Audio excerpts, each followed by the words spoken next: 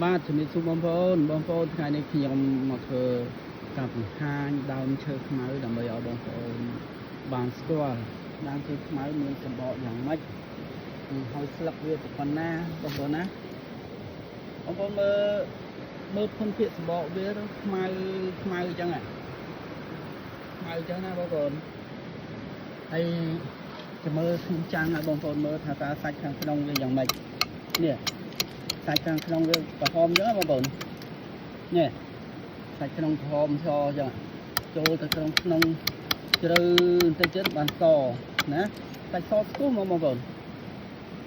តែអាហ្នឹងមិនមែនសាច់នេះគឺដល់សាច់វាហ្មងមិនមែនស្រ័យណាគឺសាច់វាហ្មងបន្ទាប់បើសិនជាឈើនឹងងាប់ឬក៏ស្អុយមានសម្ោចឬក៏ងាប់តៃតាអីបានវាមានក្លឹមបងប្អូនមិនដើមនឹងកាត់មកមានក្លឹមដូចមាននួនដូចធ្នងដូចបេងណាបងប្អូនណាអត់ទេកុំច្រឡំមកសោះហើយនេះស្លឹកវាប៉ិនស្លឹកធ្នងបងប្អូនប៉ិនស្លឹកធ្នងស្លឹកវាធនភាគអឡូងនៅខាងលើអញ្ចឹងឡូងព្រិលហើយនេះស្លឹកវាខាងក្រោម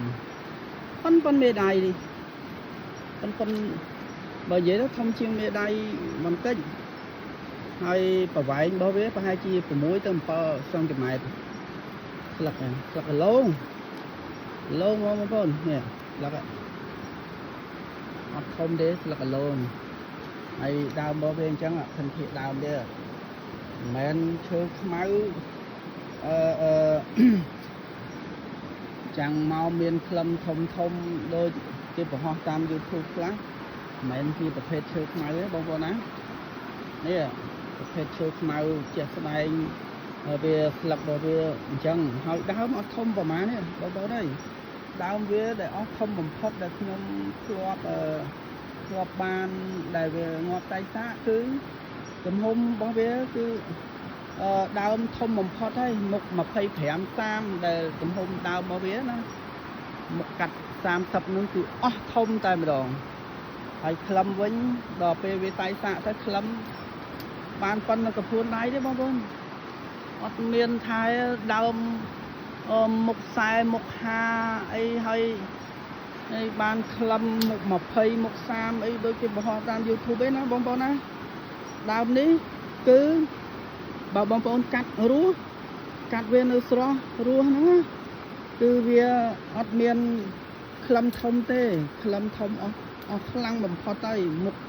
20មុខ30ហ្នឹងក្លឹមធំកូនដៃទេនៅកណ្ដាលរបស់វាបងប្អូនជួនកាលអត់ក្លឹមតែម្ដងបើសិនជាសម្ោចវាធ្វើរុនឬក៏ងាប់តៃសាអីបានវាមានក្លឹមធំបងប្អូនអាហ្នឹងក្លឹមរបស់វាអាចបានប៉ិនកដៃឬក៏ប្រប៉ិនខ្លួនដៃចឹងទៅហ្នឹងហើយបងប្អូនខ្ញុំធ្វើបទបង្ហាញជូនបងប្អូនប៉ុណ្ណឹងឲ្យស្គាល់លក្ខណៈដើមឈើខ្មៅបងប្អូនឲ្យមានការចំណាំមើលពីភិនភាគនឹងគម្រោងដើមរបស់វាឲ្យបានច្បាស់មិនចេះតែឃើញគេថតកុហកមកចាំងមកក្លឹមមានខ្មៅឲ្យតែក្លឹមខ្មៅដឹងតែឈើខ្មៅទេបងប្អូនខ្ញុំបញ្ជាក់ប្រាប់បងប្អូនមួយទៀតថាចំតួជាឈើខ្មៅត្មងបងប្អូនយកកបិតចាំងណាចាំងលោសូឈើងគឺកាប់មកចាំងមកផ្លាតទៅល្អផ្លាតហើយរឹងបំផុតហើយរឹងបងប្អូនកាប់មិនស្រួលទៅឆែកកបិតខ្ទេចអស់ឥឡូវហើយកបិតមុខស្ដៅ